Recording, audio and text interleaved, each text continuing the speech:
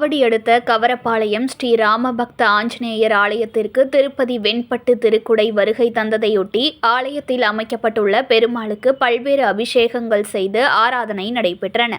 கடந்த 22ஆம் தேதி சென்னை பூக்கடை கேசவ பெருமாள் ஆலயத்திலிருந்து மேளதாளங்கள் முழங்க கோவிந்தா முழக்கத்துடன் புறப்பட்ட திருப்பதி வெண்பட்டு திருக்குடைகள் சென்னையில் பல்வேறு பகுதிகளை கடந்து நேற்று இரவு திருமுல்லைவாயில் தனியார் திருமண மண்டபத்தில் இரவு தங்கப்பட்டு இன்று ஆவடி அடுத்த கவரப்பாளையத்தில் 100 ஆண்டுகள் பழமை வாய்ந்த ஸ்ரீ ராமபக்த ஆஞ்சநேயர் ஆலயத்திற்கு வருகை தந்தது.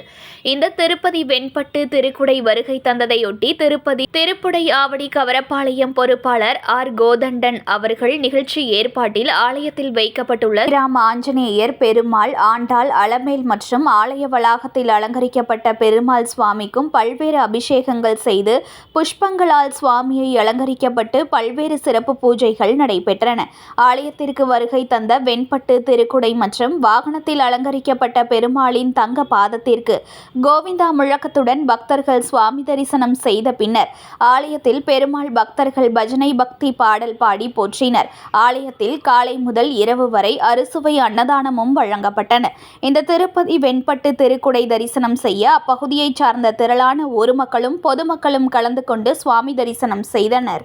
செய்திகளை உடனுக்குடன் தெரிந்து கொள்ள லைக் பண்ணுங்க, ஷேர் பண்ணுங்க, சப்ஸ்கிரைப் பண்ணுங்க, மறக்காம கமெண்ட் பண்ணுங்க.